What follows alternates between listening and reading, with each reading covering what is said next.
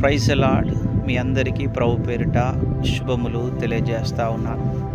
కొద్దిసేపు దేవుని యొక్క మాటలు మనం విందాం. ప్రస్తుతము ఈ మాటలు వింటున్న నువ్వు ఇలాంటి పరిస్థితిలో ఉన్నావేమో. నా పరిస్థితులన్నీ నాకు వ్యతిరేకంగా ఉన్నాయి.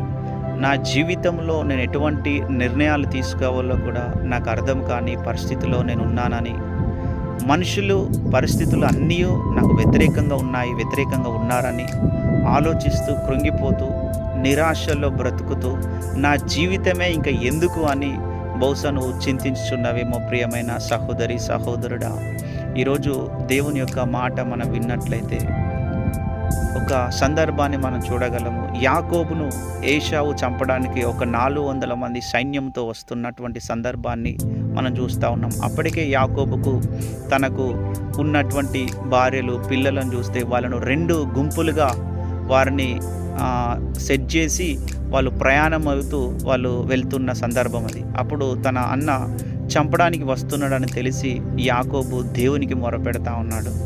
ఇదిగో నీవు నన్ను ఆశీర్వదించి గొప్ప జనంగా చేస్తా అన్నావు. ఈరోజు నా కుటుంబం 2 భాగాలుగా 2 గుంపులుగా విడిపోయింది. నా అన్న నన్ను చంపడానికి వస్తున్నాడని అతడు దేవునికి మొరపెట్టినప్పుడు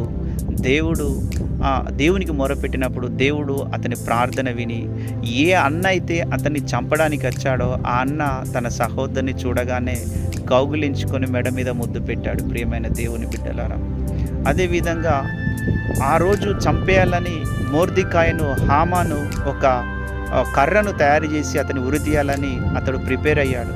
కానీ ఆ రాత్రి రాజుకు నిద్ర పట్టకపోవడాన్ని బట్టి తనకు ఉపకారము చేసి తన ప్రాణము పోకుండా కాపాడడానికి ఉపకారం చేసిన మొర్దెకాయికి మనమేమైనా మేలు చేశామని అతడు ఆలోచన చేసినప్పుడు ఆ యొక్క మొర్దెకాయిని మరి ఘనంగా అతడు సన్మానించడం జరిగింది. అది ఏ వ్యక్తి చేత అంటే, ఏ వ్యక్తి అయితే హామాను మొర్దెకాయిని చంపాలనుకున్నాడో ఆ యొక్క హామాను అతన్ని ఆ రాజ్యం చుట్టూ అతన్ని గుర్రం మీద ఊరేగించినట్లుగా మనం చూస్తూ ఉన్నాం. ఏ వ్యక్తినైతే చంపాలని హామాను ఉద్దేశించాడో, ఏ కొయ్య మీదైతే ఆ కొయ్య మీదనే దుష్టుడైన హామాను చనిపోయాడు.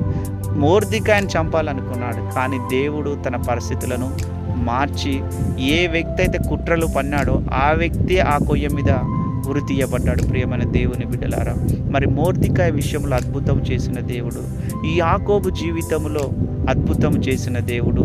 రాజు ఎస్తేరును చూడగానే అతనికి దయ కలిగిందంట. అటువంటి దయ కలిగినటువంటి పరిస్థితులు మనం చూస్తున్నప్పుడు దేవుడు పరిస్థితులను స్థితిగతులను మార్చగలడు. ప్రియమైన దేవుని బిడ్డలారా, మీరు దేవునితో సావాస్యం చేసే బిడ్డలైతే, దేవునితో సత్సంబంధాన్ని కలిగి ఉంటే, ప్రార్థన వాక్యం అనే ఒక సిద్ధపాటు కలిగిన జీవితం నీలో ఉంటే, నీకు తుఫాను లాంటి పరిస్థితులు నీ జీవితంలో ఎదురైనప్పటికీ దేవుడు నీ జీవితంలో అద్భుతం చేస్తాడు. ఎర్ర సముద్రం 2 పాయలు చేసి ఆరిన నేల మీద ఇజ్రాయేలు ప్రజలు నడిపించిన దేవుడు నీ జీవితంలో కొండలాంటి పరిస్థితులను మార్చగలడు.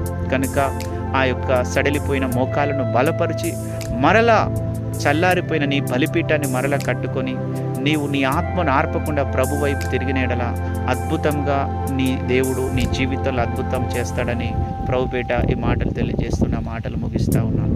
Praise the lord.